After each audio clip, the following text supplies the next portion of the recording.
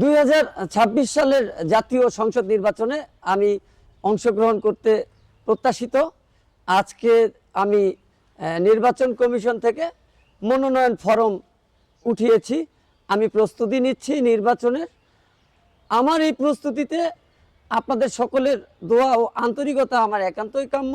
আগামী জাতীয় সংসদ নির্বাচনের স্বতন্ত্র প্রার্থী হিসেবে জয়পুরহাট 1 আসন থেকে ঈসা আলেক দিনমজুর একজন শ্রমিক ভ্যান চালক। তিনি যে আশা স্বপ্ন নিয়ে সংসদ নির্বাচনে নির্বাচিত হওয়ার জন্য এবং প্রচারণা চালানোর জন্য যে প্রস্তুতি নিয়েছেন, কেন নিয়েছেন, কি কারণে নিয়েছেন এবং তার স্বপ্ন আশা কি, এই বিষয়টা আমরা অবশ্যই তার কাছ থেকে জানার চেষ্টা করব। এই পর্যন্ত সাথী থাকবেন। বিসমিল্লাহির রহমানির রহিম। আসসালামু আলাইকুম।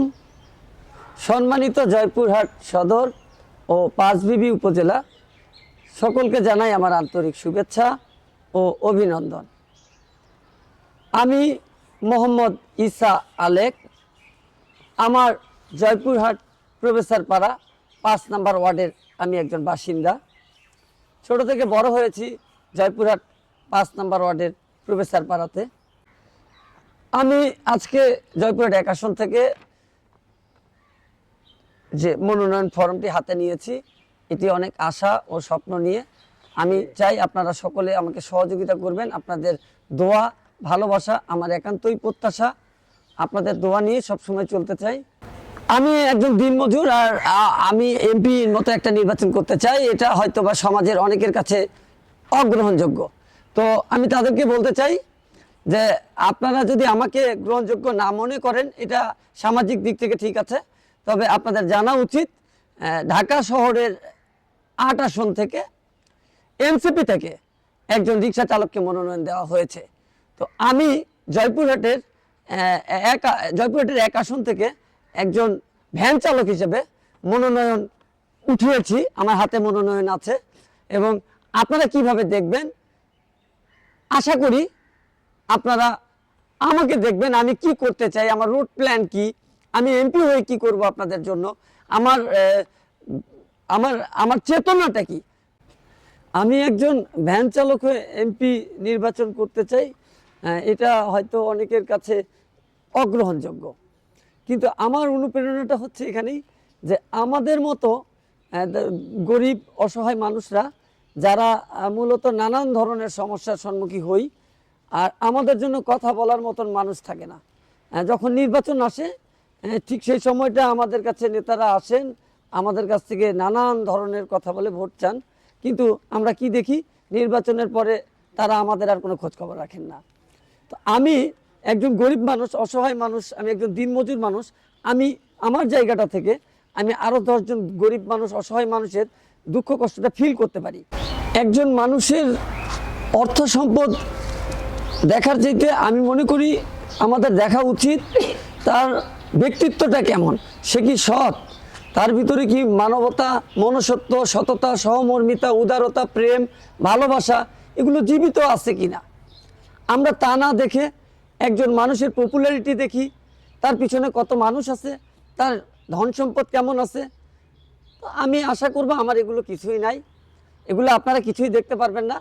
তবে আমার সম্পর্কে আমার এলাকার মানুষের কাছ থেকে জেনে নেবেন। আমি ছোট থেকে বড় হয়েছি, খুব সৎ মানসিকতা, মানবতা আমার জীবনের একটি অংশ। আমি যতদিন বাঁচব মানবতার কল্যাণে কাজ করব।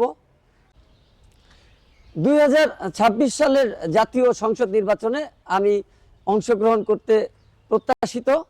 আজকে আমি নির্বাচন কমিশন থেকে মনোনয়ন ফরম উঠিয়েছি।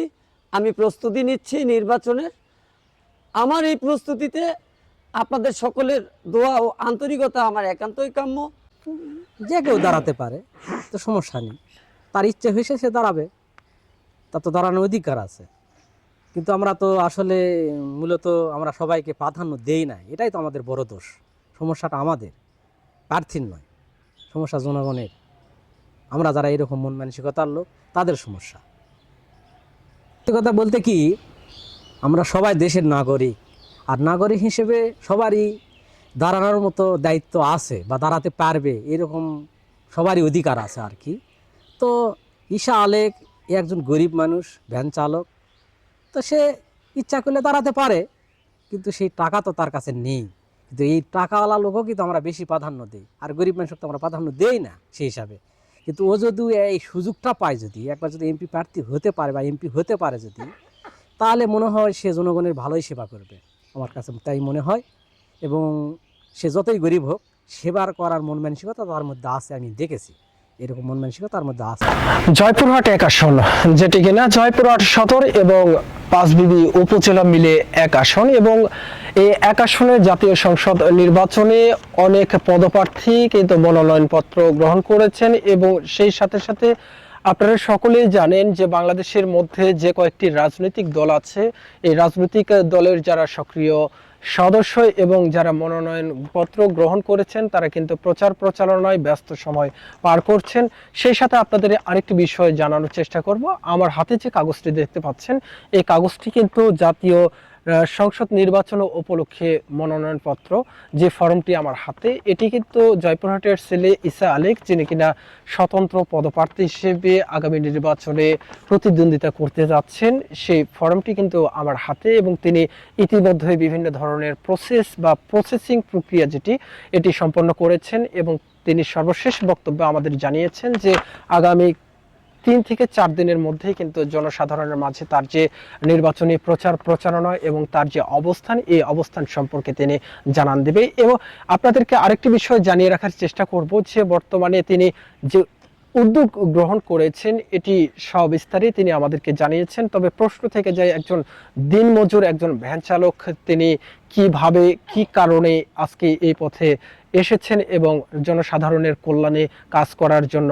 ব্রত নিয়েছেন, এটি আসলে দেখার বিষয়। ঈশা আলেকের মতো একজন ভ্যান চালক, তিনি যে মনের বাসনা এবং মনের যে পরিকল্পনা জল্পনা করেছেন, এটি আসলে কতটুকু বাস্তবায়ন করতে পারবেন। এবং আগামী জাতীয় সংসদ নির্বাচনে যারা হ্যাভিয়েট প্রার্থী রয়েছে, বিভিন্ন দলীয় মনোনয়ন প্রার্থী রয়েছে, তাদের সঙ্গে কিভাবে এই ঈশা আলেক একজন শ্রমিক হয়ে, ভ্যান চালক হয়ে তার সাথে পাল্লা দেবে, এটি আসলে দেখার বিষয়। এই পর্যন্ত সকলেই সঙ্গে থাকবেন।